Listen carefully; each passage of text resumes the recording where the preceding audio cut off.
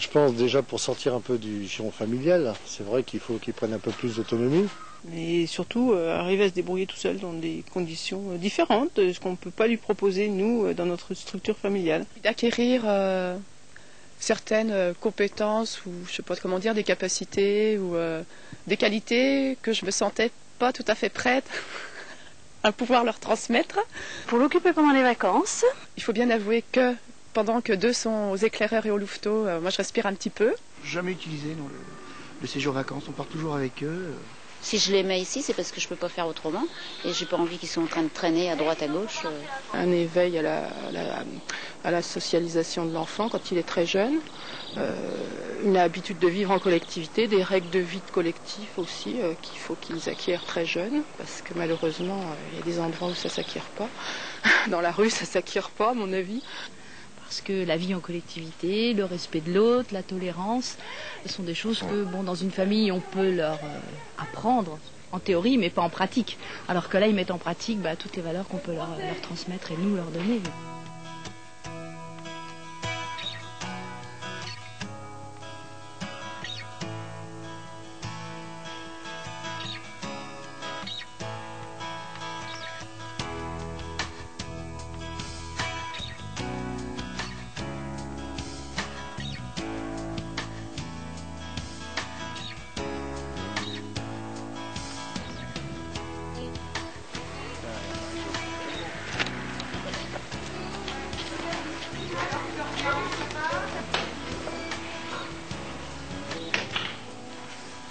Bonjour, Stéphanie, conseillère à Jeunesse et Sport. Je vous ai eu au téléphone, je viens pour la visite du centre de loisirs. Dans le projet pédagogique, on parle aussi de l'utilisation et de l'appropriation des locaux. On pourra le voir après le projet ensemble? Oui. Hein, comme ça on pourra un peu en discuter. Et bon, allez, avant de le voir, comment vous avez travaillé sur la relation sur le projet pédagogique et le projet éducatif? Alors il est important de bien distinguer le projet éducatif du projet pédagogique. Je vais dire peut-être des choses simples, je l'espère. Le projet éducatif, c'est le projet qui est construit par l'association ou l'œuvre organisatrice dans le temps. C'est en gros les finalités éducatives que se donne l'association. On a pour habitude d'écrire un projet éducatif, effectivement, pour faire part de ce qu'on recherche pour les enfants, que ce soit leur épanouissement culturel, social, chercher à la sociabilisation des enfants au milieu d'autres enfants. Le projet éducatif, donc, on l'a posé ensemble, alors ce que je disais tout à l'heure, plutôt les bénévoles, mais en lien avec bien sûr l'équipe de direction. Petit à petit, vous savez, c'est la pyramide. On est parti de la base et c'est remonté. Enfin bon, les projets ont été travaillés ensemble et avec le conseil, quand ça arrive au conseil d'administration, nous on n'a plus qu'à valider. Je pense qu'on a quelqu'un qui s'en occupe et qui est tout à fait capable et valable, donc pourquoi s'immiscer quand il faut le dire, élu c'est bien, on est dans beaucoup de choses mais on ne connaît pas tout à fond. Donc il est bon d'avoir des gens spécialistes. Donc la nouvelle législation impose que vous envoyiez, lorsque vous déclarez un projet éducatif. Et on doit envoyer le projet pédagogique 2 mois avant le début du séjour. Donc, C'est vrai que pour un long séjour, automatiquement ça engendre une déclaration auprès de Jeunesse et Sport. Et automatiquement on se retrouve avec du personnel assez conséquent en conséquence, quoi, puisqu'il nous faut un directeur de colonie de vacances. Et puis quand j'ai vu le dossier qu'il fallait remplir, c'est trop astreignant pour organiser un long séjour. Nous faisons une déclaration au préalable une dizaine de jours avant les activités. Donc c'est vrai que cette déclaration elle est relativement simple. Les mini-camps se développent énormément actuellement dans les centres de loisirs. C'est une très très bonne chose parce que je crois que ça permet effectivement une évasion des enfants hors du lieu traditionnel du centre de loisirs. En même temps, je tiens à rappeler que les mini-camps, même s'ils ne sont pas forcément aujourd'hui soumis à déclaration, n'échappent pas à la réglementation générale des centres, notamment aux normes d'encadrement d'une part et d'autre part aux conditions pédagogiques des activités.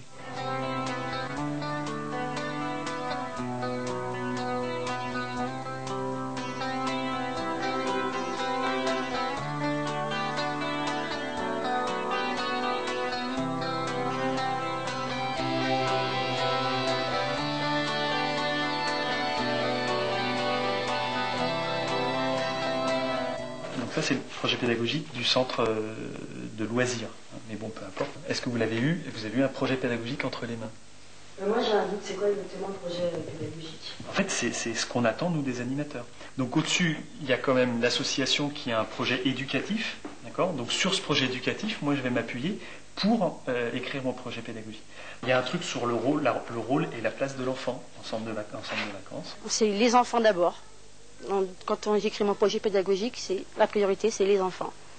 Donc mettre autour d'eux tout ce qui peut susciter leur curiosité, leur envie d'agir. Et ce que je demande, c'est de faire très attention à la vie quotidienne aussi. Enfin, tous ces petits moments entre les activités, le lever, le coucher, les repas, tous ces temps informels qui en fait sont très importants et qui, à mon avis, sont un peu le ciment d'une colo. Et si on loupe ce ciment, on a beau mettre n'importe quelle activité, la colo ne réussira pas, quoi. Donc pour moi, les activités dominantes, c'est vraiment accessoire par rapport à la vie quotidienne. Justement, il y a des enfants qui ont besoin de bouger beaucoup plus, des enfants qui ont besoin de rester dans des petits coins très calmes. Donc c'est vrai que c'est pas facile de pouvoir le rythme de l'enfant quand on entend ce mot. C'est pas si simple que ça. Je veux dire, on essaye le plus possible, mais c'est quelque chose de pas tout à fait simple à mettre en place. On avait beaucoup de temps libre. On pouvait faire un peu ce qu'on voulait. Et moi, j'ai bien aimé les temps libres. Le projet pédagogique, c'est aussi le moyen de gérer les temps d'acquisition de connaissances et les temps de liberté de l'enfant.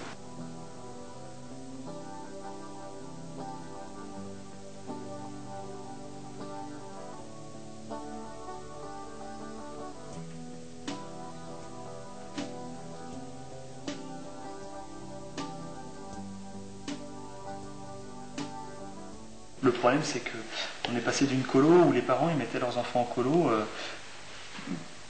pour vivre ensemble, pour passer des bons moments ensemble, pour les sortir du quotidien, les sortir de la ville, ou de leur milieu. C'était pas la course à l'activité. Et qu'aujourd'hui, les colos, c'est de la course à l'activité. Et on vend de l'activité. Et on vend plus. Et on vend plus la base, quoi. On m'a demandé d'emmener les enfants à la plage sans surveillant de baignade, sur une plage non surveillée, parce que c'était proposé dans le programme, dans la brochure. Qu'est-ce qui vaut mieux? Faire passer la sécurité des enfants ou parce que les parents ils ont payé et il faut leur faire plaisir? Ce sera pas poney qui est son VTT, ce sera. On a un milieu naturel qui est riche, on va l'exploiter. Ça va être des randonnées, ça va être des cabanes, ça va être faire des radeaux dans le ruisseau. Si je veux que mon enfant fasse un camp de rafting, je l'inscrirai à un camp de rafting. Si je veux que mon enfant fasse un camp, par exemple d'escalade, j'inscrirai à un camp d'escalade. Là, et c'est pas le but. Il y a eu quelques sorties moto, bowling, qui intéressaient beaucoup les enfants. Hein. Les enfants n'ont pas toujours l'occasion d'essayer ce genre d'activité avec leurs parents. Hein. Donc ça leur fait connaître un petit peu. Hein. C'est vrai que ça serait trop simpliste de se dire, bon, allez, on fait un grand jeu. Pour les occuper pendant 2 jours. Non, il faut quand même qu'il y ait des choses derrière. Donc ça, par contre, c'est du domaine du projet pédagogique et c'est bien d'essayer de le mettre sur le papier un petit peu avant.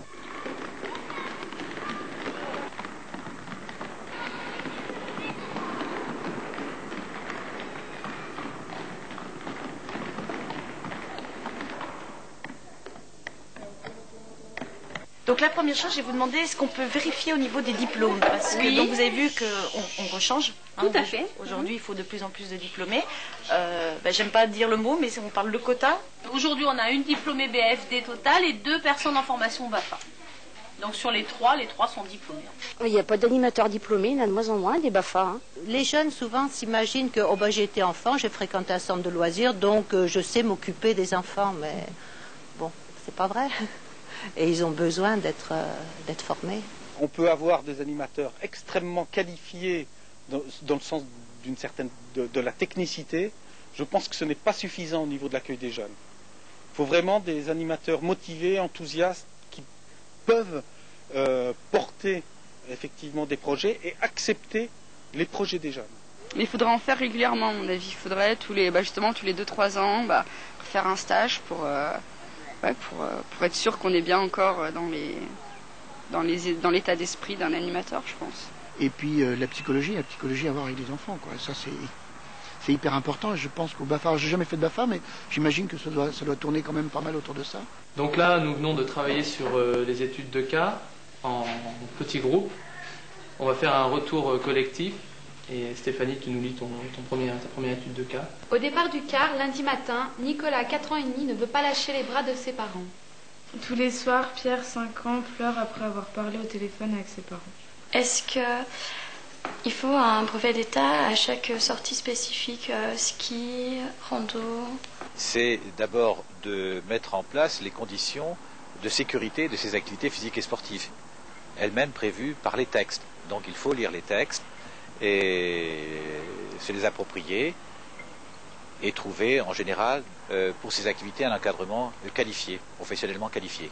C'est-à-dire qu'on n'aborde pas le sport, les sports de glisse par leur côté sport à risque, mais plutôt on est là aussi pour apporter un côté conseil, un côté pédagogique, un apport technique. Des animateurs qui encadrent des enfants sur les pistes sont bien plus efficaces que des brevets d'état parce qu'ils ils vivent avec les enfants toute la journée, donc ils connaissent leurs humeurs, ils savent déceler plein de petites choses qu'une personne extérieure pourra pas déceler. Et souvent, ça ne tient pas à grand chose de bien faire passer une technique. Je pense que si on connaît bien l'enfant, c'est plus facile.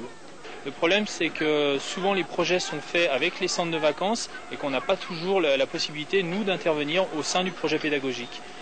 Donc on se retrouve plus ou moins devant le fait accompli à ne faire que du ski, alors qu'on est capable de faire bien d'autres choses, quoi. On n'a pas une équipe de gens diplômés dans toutes les matières, dans toutes les disciplines. Je pense par exemple à l'escalade.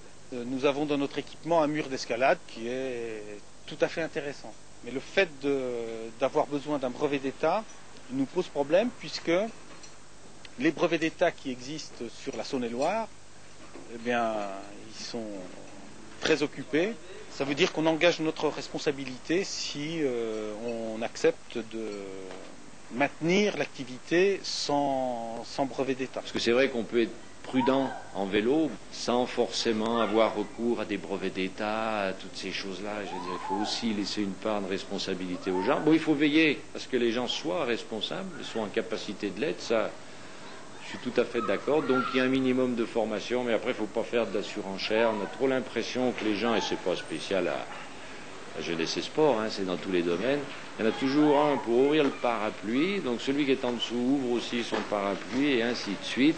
Et on ne peut plus rien faire. La réglementation évolue régulièrement chaque année, donc je pense qu'il n'est pas inutile pour les directeurs de prendre la tâche des directions jeunesse et sport pour vérifier si la réglementation, par exemple, autour des activités physiques et sportives n'a pas évolué sur tel et tel domaine. Je pense aux activités de pleine nature.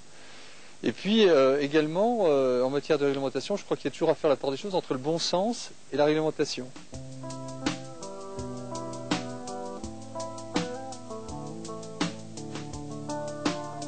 Il me semble primordial que les enfants soient des acteurs principaux et majeurs dans leur propre plaisir et leur propre activité. Le secteur préado, je dirais, l'objectif quand même, c'est qu'ils se construisent avec les jeunes. Donc partir de leurs besoins et de leurs attentes, ce qui ne veut pas dire répondre à tous leurs besoins et à toutes leurs attentes, parce que dans la vie, on n'a pas toujours tout ce qu'on veut, mais peut-être construire avec eux en se disant, vous voulez organiser un camp ski par exemple, on va peut-être travailler ensemble pour comment ça s'organise, combien ça coûte, etc. Travailler moins dans la consommation, parce qu'ils sont plus vieux. Et qu'il faut commencer à les mettre dans un rôle de citoyen. Et les jeunes ont fait les propositions. À partir de là, les élus et les responsables associatifs ont été très attentifs, effectivement, à ce qui se disait et à ce qui pouvait se mettre en place.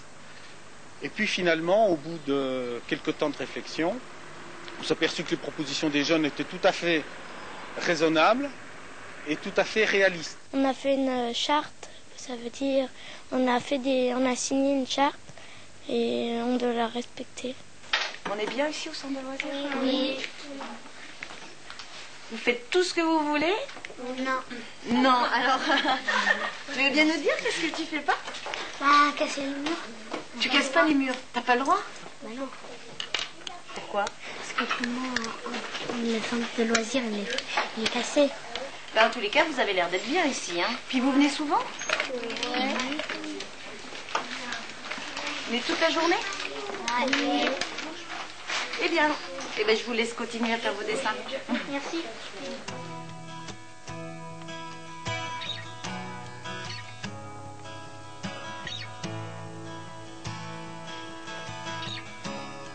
Cette forme d'accueil libre au niveau des ados, je pense qu'elle n'est possible que si on a une équipe d'animateurs qui est capable de la porter. Parce que c'est vrai que c'est difficile. C'est vrai que travailler sur la responsabilité ou la responsabilisation des jeunes, c'est aussi beaucoup de responsabilité au niveau des animateurs. Vous savez que les textes sont stricts, qu'ils ne permettent pas que l'on puisse laisser un enfant ou un groupe d'enfants sans encadrement pendant un moment durable de la journée. Donc je crois que la réglementation impose, pour le moment du moins, une présence d'adultes auprès de l'enfant. Auprès de l'adolescent, vous savez qu'il y a une différence puisqu'il peut bénéficier d'une marge d'autonomie pendant une période donnée. Je dirais que dans cette période donnée, les cadres sont beaucoup plus élargis, plus ouverts. Ils ne le disent pas exactement dans ces termes-là, mais c'est vrai qu'on sait que certains viennent uniquement pour se retrouver entre eux et dans un premier temps, leur terme c'est squatter, quoi. C'est-à-dire qu'ils viennent se poser, discuter, voir leurs amis, mais petit à petit... on sent que quand même quelque part ils viennent se confronter avec des adultes. Les responsables c'est plus des copains, c'est moins nos parents. Déjà ni grand frère ni copain. C'est 1, 2, 3, 4, 5, 6, 7, 8. Là c'est le remous.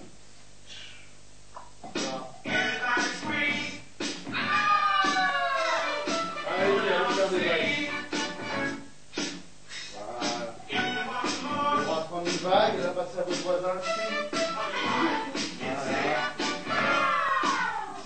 En entrant, j'ai vu un petit garçon handicapé. Oui. Donc, je voulais savoir si, au niveau du recrutement de vos animateurs, vous aviez des critères en particulier. Vous n'en avez pas parlé dans votre projet. Alors, pour ce petit garçon, c'est exceptionnel. C'est la première fois qu'on le prend. C'est jamais dit. On est toujours obligé de demander est-ce que c'est possible d'accueillir un enfant différent pour qu'il y ait tout ce travail de socialisation qui peut se faire par le loisir et quelquefois plus difficilement dans le cadre de l'école. Ça éclaircira les choses pour tout le monde, oui. Et puis eux de se préparer, notamment peut-être avec un animateur supplémentaire pour les encadrer, quitte à ce qu'il y ait un surcoût. Oh, mais où est-ce qu'on est? Un bébé imaginaire. Oh, chut, voilà quelqu'un.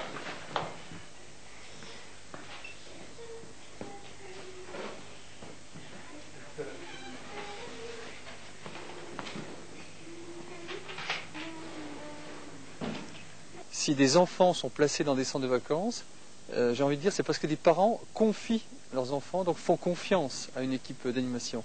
Et c'est pour ça que doit s'instaurer, à mon avis, un lien contractuel fort entre l'équipe d'animation, l'organisateur et les parents. Ça veut dire aussi que le projet pédagogique doit tenir compte des attentes de ses parents, qui sont, à mon avis, à consulter et qui sont en tout cas très concernés par ce qui se vit dans le centre de vacances. L'investissement n'est pas énorme. Enfin, il l'est quand même un petit peu en fonction de la place qu'on prend. Mais bon, puis en plus, c'est participer à la vie d'une commune, à la vie de nos enfants. S'investir, quoi. Je lui laisse sa petite liberté aussi pour qu'il l'ait, c'est un peu son milieu à lui. Moi, je lui parle pas de mon travail, j'évite de lui parler de ma journée au bureau, donc s'il a envie de m'en parler, il m'en parle, mais je vais pas aller lui dire qu'est-ce que tu as fait à telle heure, et puis pour moi, c'est un peu son milieu. Après, s'il a des choses à me dire, moi je sais que le mien, il m'en parlera. Je vais vous surprendre un peu. Je ne milite pas pour une plus grande présence des parents dans la préparation et le déroulement du séjour. Je souhaite leur participation à titre consultatif dans l'élaboration du projet éducatif, mais ensuite je voudrais que la séparation avec l'enfant commence à se mettre en œuvre, puisque l'un des atouts des centres de vacances est pour moi la possibilité pour l'enfant justement de vivre en dehors du cercle familial. On travaille beaucoup avec les papis et les mamies. Pour renouer avec le lien intergénération, on le fait là aussi, notamment au niveau de la lecture. Je pense que le centre de loisirs est là aussi pour montrer qu'à partir d'un livre ou d'une thématique donnée par les livres, on peut opérer des réalisations plastiques ou visuelles ou autres. Et ça, je pense que c'est très intéressant. Et je pense que c'est la spécificité effectivement à donner au partenariat entre bibliothèque et centre de loisirs. Voilà le type de réalisation que l'on peut faire donc, en partenariat avec le centre de loisirs et la bibliothèque. On pourrait vivre en autarcie, hein. Seulement on se priverait quand même d'une ludothèque, d'une bibliothèque, d'un cinéma. Parce qu'il y a plein d'enfants qui ne se rendent pas du tout compte de ça, qui sont assez fermés dans un cadre bien précis, école, famille, et qui se rendent pas, à qui on ne donne pas la possibilité de connaître ces choses. Il y a des enfants ce matin qui connaissaient bien les pompiers, il y a des enfants qui connaissaient comme ça, pas spécialement. La bibliothèque, il y a des enfants qui y vont jamais, donc je pense que c'est bien qu'ils connaissent un peu tout, quoi. Je pense qu'il peut naître de bonnes choses d'un partenariat entre les centres de secours et les centres de loisirs, dans le sens où nous amenons le côté sécuritaire et les centres de loisirs amènent le côté ludique, ce qui donne en fait un loisir en sécurité, donc je pense que ça peut que être bon. Alors il me semble qu'il y a un maître mot en matière de centre de vacances, c'est le mot de sécurité préventive. Il me semble que dans les préparations avant le centre de vacances, une équipe devrait se poser les bonnes questions, à savoir les cas effectivement de risque dans le centre de vacances. Qu'est-ce qu'on fait s'il arrive un accident à l'extérieur du centre? Comment on agit et comment on réagit? Au centre de secours des pompiers, quand on a simulé un accident, qu'est-ce que je vous avais demandé de faire et qu'est-ce que vous n'avez pas fait ou qu'est-ce que vous avez fait correctement? Guéla. Il aurait fallu se mettre devant pour pas qu'il y ait une voiture qui renverse la victime. Ou qu'il arrive quelque chose d'autre, c'est pour la sécurité. On a rarement le temps de faire de l'évaluation formelle, c'est-à-dire que dès qu'une colo est lancée, il y a tellement de choses qui se passent que c'est vrai qu'on a souvent du mal à se poser un moment et à prendre des outils pour évaluer, mais en fait on fait de l'évaluation informelle presque tout le temps. Pas vraiment vérifier le travail, mais voir que ce qui est fait est en cohérence avec le mouvement, en cohérence avec le projet éducatif, projet pédagogique. Ce qui est bien, c'est de faire un bilan après la colo, mais après il faut négocier les frais de déplacement avec l'organisateur qui n'est pas toujours d'accord. C'est-à-dire découvrir la vie en collectivité, c'est quand même un... Le mot inspection, pour moi, ça évoquait au départ, quand on entend ce mot-là, un petit peu la peur. Parce qu'on se dit, bon, qu'est-ce qui va nous arriver, de quoi ils vont nous inspecter. Une visite est avant tout, n'ayons pas peur des mots, un vrai contrôle. Un vrai contrôle qui est attendu principalement par les familles, par l'opinion, par l'administration elle-même. Le sens des visites est aujourd'hui beaucoup orienté sur les directeurs stagiaires. Notre rôle, c'est de les accompagner dans leur formation et surtout de les aider finalement à poser un diagnostic de fonctionnement de leur centre. De toute façon, c'est bien que ces activités soient contrôlées, parce qu'on entend quand même parler beaucoup de problèmes de pédophilie en particulier. Je crois que c'est pas mal dans ce contexte-là qu'il y ait effectivement des contrôles sur ce plan.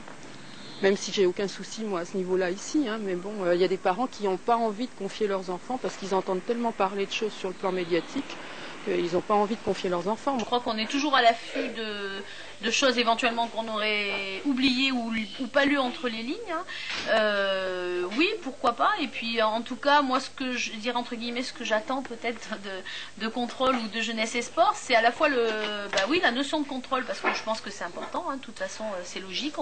On travaille avec de la matière humaine et on a plein de choses à respecter autour.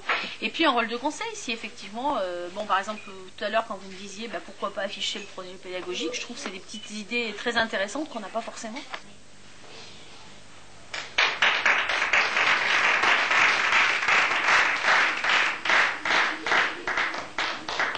Le centre de vacances, le centre de loisirs, c'est une réelle école de la vie. Pour notre part, nous sommes convaincus que c'est un plus, mais nous n'avons pas encore trouvé la recette qui permette de convaincre les parents que c'est un choix dont ils se féliciteront toute leur vie.